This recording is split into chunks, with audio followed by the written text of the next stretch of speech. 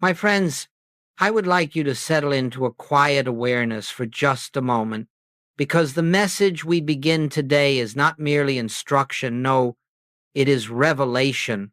There is a great misunderstanding that has held humanity in bondage for centuries, a belief so deeply woven into religious tradition that most people never think to question it, and yet it is the very belief that keeps the presence of God veiled from their experience.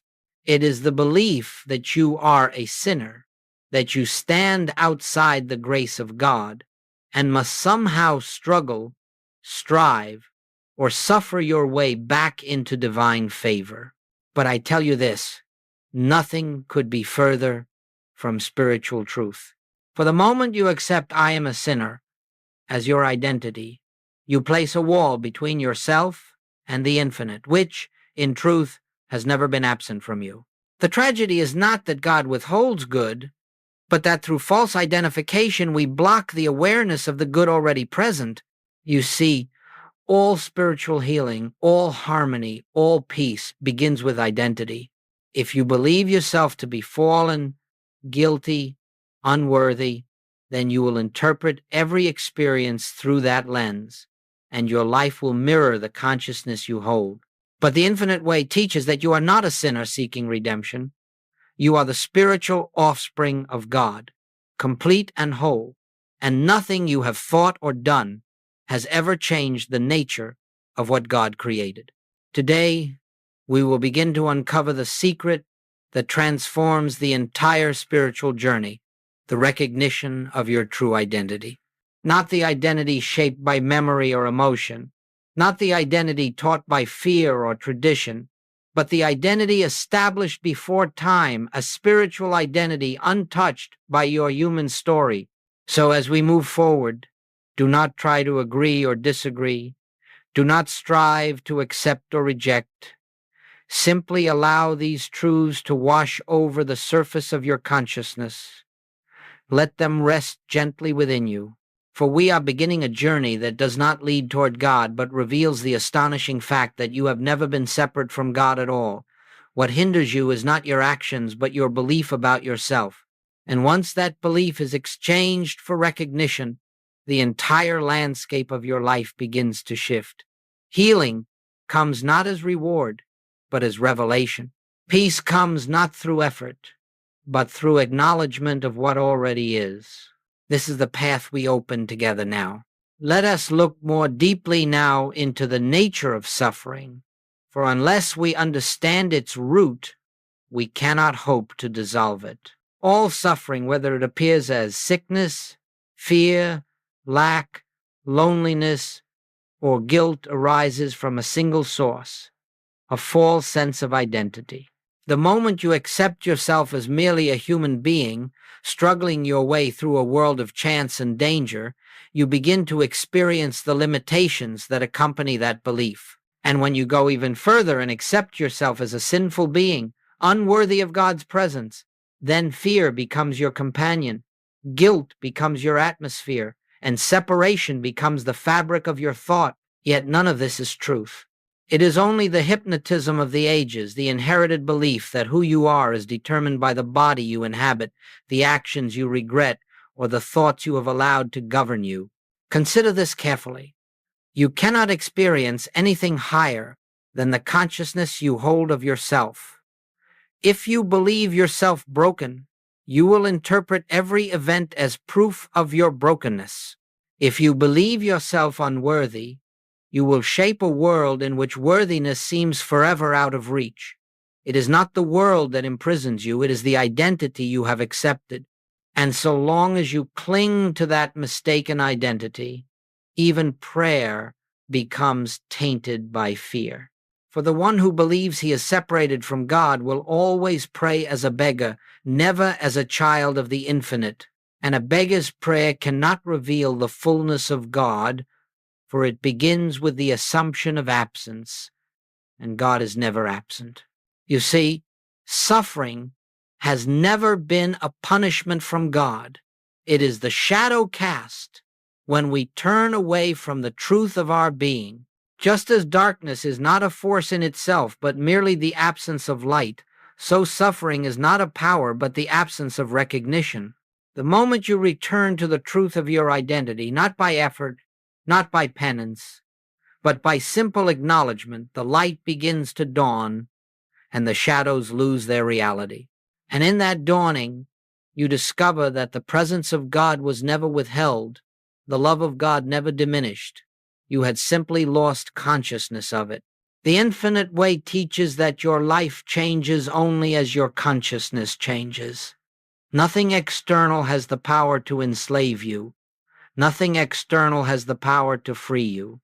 The prison and the key are both within the identity you accept.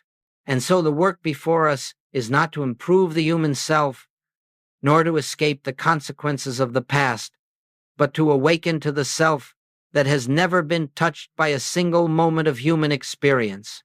When this recognition begins, suffering starts to dissolve not through resistance, but through the gentle fading of an illusion that was never truly part of you. Now, let us turn to the heart of this teaching, for unless you know what you truly are, you cannot possibly release what you are not. And the astonishing truth is this: God has never created a sinner. God has never created a being separate from his own nature. God has never produced anything unlike himself. This is not a poetic idea, it is spiritual law. A perfect cause cannot bring forth an imperfect effect. Infinite love cannot give birth to fear. Eternal spirit cannot produce a fragmented, fallen creature. And if you begin from this foundation, you will see that the entire structure of the sinner identity collapses, for it has no root in God, no root in truth, no root in reality. When we speak of your spiritual identity, we do not speak of something you must attain or develop or earn. We speak of something established long before you drew your first breath, something untouched by every mistake you have made, something unaltered by every shadow you have walked through. You are the expression of God's own being, the appearing of divine consciousness in individualized form. You are not a temporary personality trying to reach God. You are the living activity of God expressing itself as you. And when you understand this, not merely as words, but as inner realization, you will discover why fear dissolves, why guilt loosens its grip, why the heart grows still and quiet. Do not confuse your spiritual identity with the story of your human experience. Your history has nothing to do with what God created. Your past actions, your regrets, your wounds and errors, these belong to the human picture, the outer garment you have worn, but they have never touched the life within you. The life within you is God. The mind within you is God. The love that stirs within you is God. And you are not striving to bring God closer to you. You are awakening to the presence that has always been the center of your being. This is why Goldsmith taught that true prayer is recognition, not petition. You are not trying to convince God of your worthiness. You are remembering the worthiness that God himself established. Once you begin to contemplate this truth, something remarkable occurs. The sense of being a frail, separate individual begins to fade, and you start to feel, perhaps only for a moment at first, the freedom of being an expression of the infinite. The burdens you carried so long begin to lose their weight, because you see they were never carried by the self that God created. They were carried by the false sense of self you assumed. And as this recognition deepens, you will know with certainty, my identity is spiritual, perfect, whole, complete. I am not becoming divine. I am recognizing divinity as my true nature. This is the beginning of healing, of harmony, of peace. For once you know what God created, you stop trying to repair what was never broken. You stop trying to redeem what was never lost. And you awaken quietly and beautifully to the truth that God's offspring remains as God created it forever. Let us look honestly now at why the sinner identity has such a powerful effect on your life. not because it is true, but because you believe it. The moment you accept yourself as unworthy, you close the door to the awareness of God's presence, not to the presence itself, for God never withdraws, but to your awareness of what is already with you. And without awareness, even the greatest truth cannot function in your experience. A lamp may shine in a room, but if your eyes are closed, you remain in darkness. In the same way, when you cling to the belief that you are a sinner pleading for mercy, you shut your eyes to the light that is your very being. You pray for forgiveness, you pray for healing, you pray for supply, all the while assuming that God is far away, reluctant, withholding. But I tell you, God withholds nothing.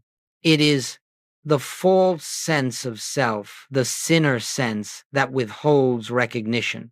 You see, every form of discord arises from this misidentification.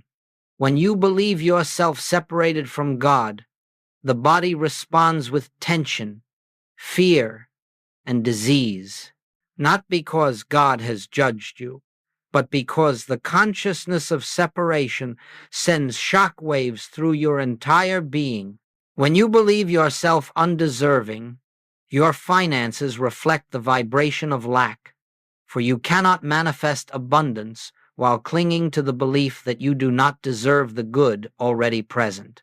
When you believe yourself fundamentally flawed, your relationships mirror that belief, for you cannot see the divine in others while rejecting the divine in yourself. What you hold as true about yourself becomes the lens through which you interpret the world.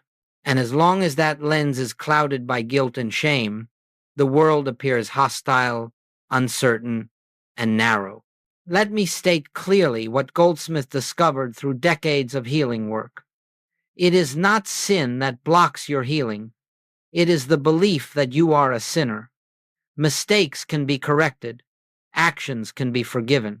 But identity is what shapes consciousness, and consciousness shapes experience. The sinner identity produces fear, and fear produces disease. The sinner identity produces unworthiness, and unworthiness produces lack. The sinner identity produces separation, and separation produces loneliness, anxiety, and ceaseless effort. When you try to pray from this identity, your prayer becomes a cry from emptiness rather than a recognition of fullness.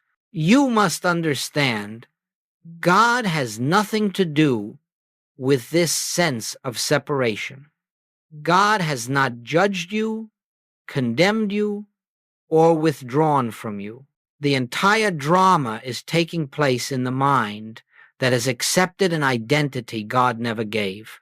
And the very instant you relinquish that identity, even for a breath, you will feel something open within you, a release, a softening, a shift, not because conditions have changed, but because consciousness has changed. And consciousness is the only place where true change occurs. So long as you see yourself as a sinner, your prayers will be filled with pleading, bargaining, hoping. But when you recognize yourself as God's offspring, complete and whole, prayer becomes communion resting in the presence of what already is. Healing begins not because you have earned it, but because the illusion of unworthiness has dissolved. Supply flows not because God has changed his mind, but because you have ceased blocking the flow with fear and self-judgment. Peace arises not because your world becomes perfect, but because you cease defining yourself by the false identity that created the turmoil. The sinner identity is a shadow without substance, but as long as you believe in it, it shapes your world. And the moment you withdraw your belief, the shadow vanishes. Healing, supply, and peace are not rewards. They are the natural state of the soul awakened to its true identity. And now, my friends, we come to the sacred turning point, the moment where spiritual life truly begins. This shift is not an achievement, not an attainment, not a reward for your efforts.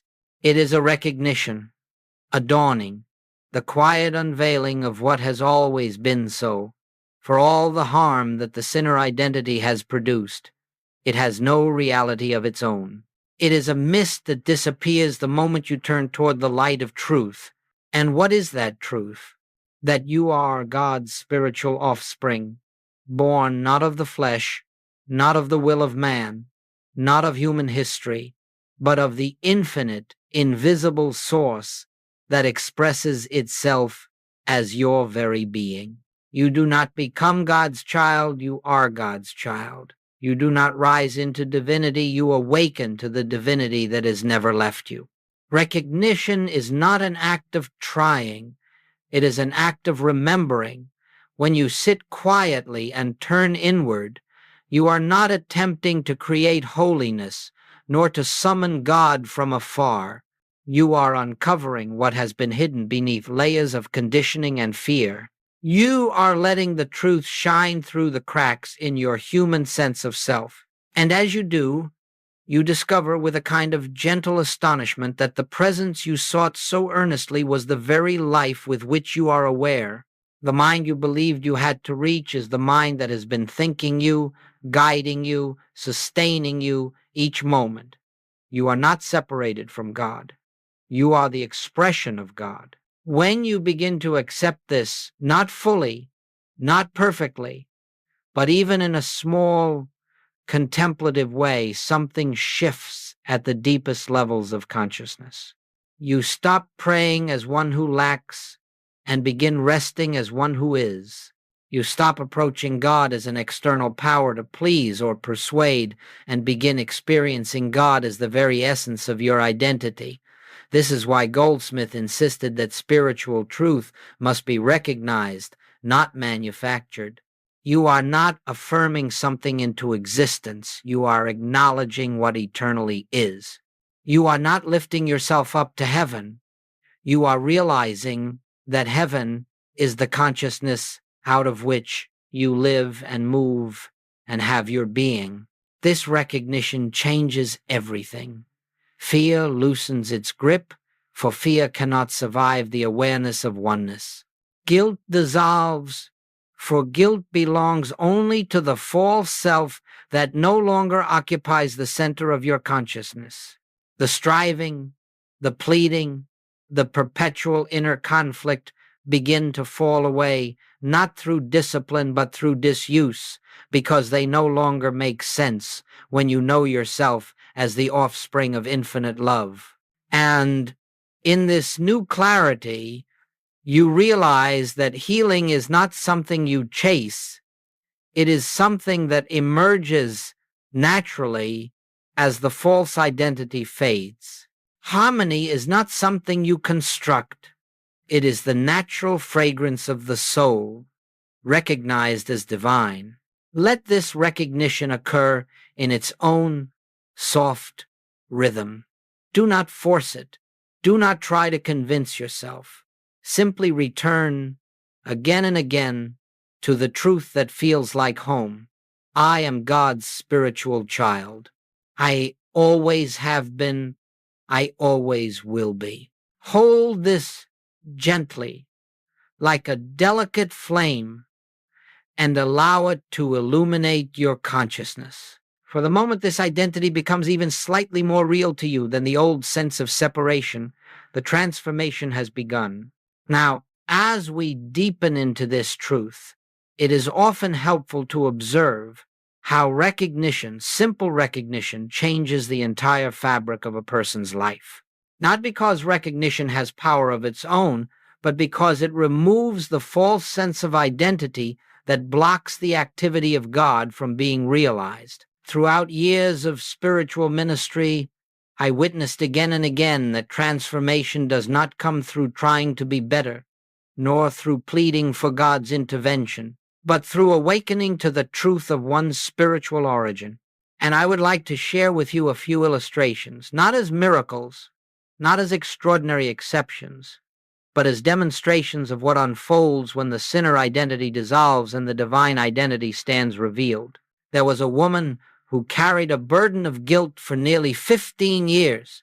Every day she lived in the silent torment of believing that God was displeased with her. She approached prayer as a continual apology, a confession of unworthiness. Her body reflected this inner conflict: chronic pain, exhaustion, financial strain. Each of these appeared as outward symbols of an inward belief. One day, in a moment of deep sincerity, she asked, "Why does God not heal me?" And I asked her a simple question: can God's child ever stop being God's child? The question stunned her, not because it was intellectually complex, but because it revealed the impossibility of her belief. If she was the offspring of infinite love, when had that changed? And she could not find a moment. That one recognition, held gently over the months that followed, dissolved the guilt that had ruled her consciousness.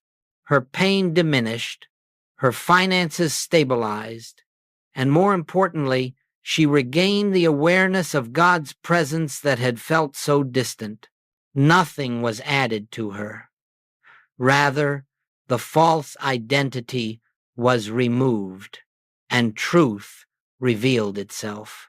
Another man, a devout practitioner of traditional religion, lived under constant pressure to be good enough for God. His prayers were filled with anxiety, his days filled with striving. He believed that every error pushed him further from divine favor. When he encountered the teaching of recognition, it seemed almost impossible to accept. Could he truly be God's offspring even with his past? Could identity precede behavior? But he persisted, quietly repeating not as affirmation but as recognition: I am God's spiritual child. Nothing I have done has changed this truth. At first it felt mechanical, even dishonest. Yet, as he persisted in recognition rather than judgment, something subtle began to happen. The inner conflict softened, the tension subsided, sleep returned, anxiety lifted, his health stabilized. He discovered that the moment he stopped trying to deserve God's love and simply accepted his identity as its expression, the peace he had sought for decades arrived gently, naturally, without effort. There was also a woman who lived under the shadow of self-condemnation. She believed that every failure was a mark upon her soul, that she must continually prove her worthiness to God and to others. She did not understand that she was exhausting herself trying to repair an identity that had never been true. When she began the practice of recognition, just a few quiet moments each day, something within her shifted. She no longer saw her past as a defining force, but as a chapter that had nothing to do with the spiritual being God created. As her consciousness shifted from guilt to recognition, a lifelong pattern of emotional heaviness began to lift. Her relationships transformed, not because others changed, but because her perception changed. She no longer approached life as a wounded, insufficient person, but as one who carried divine wholeness within. You see, my friends, these stories are not about miraculous intervention. They are about the natural consequence of awakened identity. When the false sense of self loosens its grip, the divine nature emerges not as something newly given, but as something eternally present. Healing does not descend from heaven. It appears as the clouds of misidentification dissolve. Supply does not arrive from outside. It flows from the consciousness of oneness. Peace does not break into your life. It is revealed when you stop identifying with the turmoil of the human self. Recognition is the key that unlocks what has always belonged to you. And this is why we share these experiences, not to convince the mind, but to awaken the heart to the possibility of your own transformation. For what has been true for others will be true for you the moment you release the identity that never belonged to you and reclaim the identity that has always been yours in God. Now, having seen the nature of false identity and the transformations that unfold when recognition dawns, let us speak of practice not as discipline, not as effort, but as the simple, quiet turning of consciousness toward what is eternally true. For nothing in this teaching asks you to struggle, to force, or to strain. The spiritual life is not achieved by the will of man. It is revealed in the stillness, where human will ceases to operate. If you wish to release the sinner identity, you must understand that it cannot be fought, corrected, or overcome. No amount of self-judgment will free you from judgment. No amount of self-condemnation will lift condemnation. The sinner identity dissolves only in the presence of recognition, just as darkness dissolves not by effort but by the appearance of light. The first movement of this practice is awareness. When guilt arises, when fear speaks, when old memories come forward with accusations, do not resist them and do not accept them. Simply observe. This is not the voice of my true identity. The moment you can witness these thoughts without merging with them, their power is diminished. This is the beginning of freedom. You are stepping back from the hypnotism of the ages and reclaiming the authority of your spiritual nature. Awareness does not fight. Awareness sees, and what is seen without attachment begins to fade. The second movement is the turn, an inward shift of attention, gentle and effortless. You pause for a breath, and you turn toward the silence within. Not to ask, not to plead, not to demand. You turn simply to rest. Be still, the scripture says, and know that I am God. The stillness is your doorway, and the knowing arises within it. This turn is not dramatic. It is almost imperceptible. But in this subtle movement of consciousness, you step out of the human sense of self and into the awareness of the presence that has never left you. The third movement is recognition. You do not create truth, you acknowledge it. And so you rest in quiet inner statements, not affirmations, not mantras, but recognitions of reality. I am God's spiritual child. God is the life of my being. I am not separate. I am not fallen. I am not outside the infinite. These are not to convince God. They are to remind yourself of what God has already established. Speak them silently, gently, with no force. Recognition must be soft, or it is not recognition. It must emerge from within, not be hammered in from without. The fourth movement is resting in the presence. When the words fall away, when the recognition has opened the heart, simply sit in the awareness of being. Do not try to feel God. The attempt to feel is itself a form of separation. Do not try to connect with God. The attempt to connect assumes distance. Rest in the truth that God is the consciousness with which you are aware in this very moment. This is the purest form of spiritual practice, a wordless, formless surrender into what already is. Here, the sinner identity has no place to stand. It cannot exist in the light of direct awareness.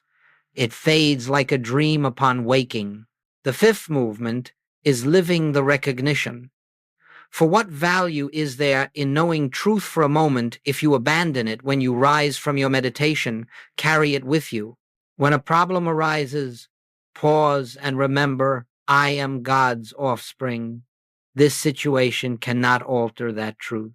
When a fear comes, stop and recall. Fear belongs to the false self. It is not the voice of the divine within me. When a conflict appears, breathe and ask, what would God, being me, reveal in this moment? This is not effort. This is watching your inner posture and returning gently, repeatedly, to recognition. Bit by bit, the false identity loses its grip. Bit by bit, the divine identity becomes your natural consciousness. And so you see, the practice is not a battle. It is not an argument within the mind. It is the steady remembrance of what you are. This remembrance, held with patience and kindness, dissolves the entire structure of the sinner identity. Not suddenly, not dramatically, but steadily, naturally, the way morning light dissolves the night. Recognition is the path, and recognition is the destination. The more you rest in the truth of your divine offspringship, the more you live from the consciousness that heals, provides, harmonizes, and frees. Now, my friends, we turn to the living of this truth, for spiritual realization must become a way of being, not merely a moment of inspiration. It is one thing to glimpse your divine identity in meditation, but it is quite another to walk through your day from that awareness. Yet this is precisely where the transformation occurs. For truth unattended is truth unrealized, and truth unrealized cannot bear fruit in your experience. As long as you identify with the sinner, a self, guilty, fearful, lacking, you will approach life through that lens. But once you begin to recognize yourself as God's spiritual offspring, the entire quality of your consciousness changes, and your outer life naturally follows. In relationships, for example, everything softens. When you no longer believe yourself unworthy, you stop demanding that others confirm your value. You stop needing constant reassurance, constant affirmation, constant proof that you matter. Why? Because you are no longer drawing your sense of worth from the outside. You are living from the infinite worth already embedded in your identity as the expression of God. And in this shift, you become less reactive, more patient, more loving, not because you are trying to be loving, but because love is the nature of the self you have recognized. The need to control others fades. The urge to fix others dissolves. You meet them not as a wounded self seeking comfort, but as the presence recognizing the presence. In your work, the change is equally profound. No longer do you approach your tasks with fear of failure or anxiety about performance. The pressure to prove yourself vanishes when you know your sufficiency is of God. Creativity flows more freely, ideas arise with greater clarity, and decisions become intuitive rather than forced. You do not strive, you allow. You do not scramble, you listen. And from this listening, the right action reveals itself. Success ceases to be something you chase and becomes something that unfolds naturally as an expression of inner harmony. You find yourself less fatigued, less conflicted, because you are no longer carrying the heavy burden of maintaining a false identity. Work becomes an avenue for the divine to express itself through you. Even the body responds. When the sinner identity dissolves, the constant pressure of guilt and unworthiness loosens its hold on the nervous system. Tension leaves the body. Fear no longer produces its harsh chemical storms. The organs function more harmoniously. The breath deepens, the heart slows, the body, which had been reacting to inner conflict, begins to reflect inner peace. Healing emerges, not through trying to heal, but through living from the identity that is already whole. You stop fighting symptoms and begin resting in the truth that your spiritual identity is untouched by any appearance. And as consciousness shifts, the body often follows, gradually aligning with the harmony of the soul. And what of supply? When you no longer see yourself as unworthy or separate from God's abundance, you stop approaching finances with fear. You stop clinging to every decision as if survival depends upon it. Instead, you live from the consciousness that infinite source expresses itself as you. You become receptive to inspiration, opportunities, guidance. You take practical steps, yes, but they flow from peace, not panic. Supply does not come to you. It comes through you, emerging from the consciousness of your unity with infinite life. Lack cannot exist where divine identity is known, for lack is merely the shadow of self-condemnation. As you live from recognition, you will also notice a profound change in how you respond to challenges. The world may present its disturbances, illness, conflict, uncertainty, but your first impulse is no longer fear. Instead, there is a pause, a breath, a turning inward. Despite this appearance, my spiritual identity remains unchanged. And from that truth, clarity comes, wisdom comes, strength comes. You meet the challenges, but you no longer meet them as a struggling human being. You meet them as the divine presence, recognizing itself in the midst of the appearance. This is what it means to embody truth. Not perfection, not constant serenity, but continual return. Again and again, you choose recognition over reaction, identity over illusion, presence over fear. And as you do, the sinner label loses all meaning. It becomes like an old garment that no longer fits, no longer belongs, no longer reflects who you are. You do not remove it by force. You simply outgrow it. And in that outgrowing, you step into the freedom that has always been yours, the freedom of being exactly what God created, whole, complete, spiritual, divine. This is not a future condition. It is your present reality awaiting acknowledgement, and the more consistently you live from it, the more your life becomes a quiet demonstration of the kingdom within. And now, my friends, we bring this message to its quiet conclusion, not as an ending, but as the beginning of a new way of living, a new way of being. For everything we have spoken today leads to a single truth. You are not a sinner trying to become worthy of God. You are God's spiritual offspring, awakening to the truth of what you have always been. All your striving, all your guilt, all your attempts to earn divine favor were based on a misunderstanding of identity. The work now is not to perfect yourself, not to correct yourself, not even to improve yourself, but simply to see yourself rightly, to recognize the divine nature that has remained untouched beneath every human experience. You have not been separated from God for a single instant. The sense of separation existed only in the mind that accepted a false identity. The moment you release that identity, even slightly, you feel the nearness of the presence that has been your very life. You discover that the peace you sought was already within, that the love you longed for was already flowing, that the supply you prayed for was already present as the infinite source expressing itself through you. Nothing has been added, an illusion has been removed. Nothing has been earned. Truth has been acknowledged. Do not expect perfection from yourself. Expect recognition. When old patterns arise, fear, guilt, unworthiness, do not condemn yourself. That condemnation belongs only to the sinner identity, and you are no longer living from that place. Instead, return gently to the truth. I am God's spiritual child.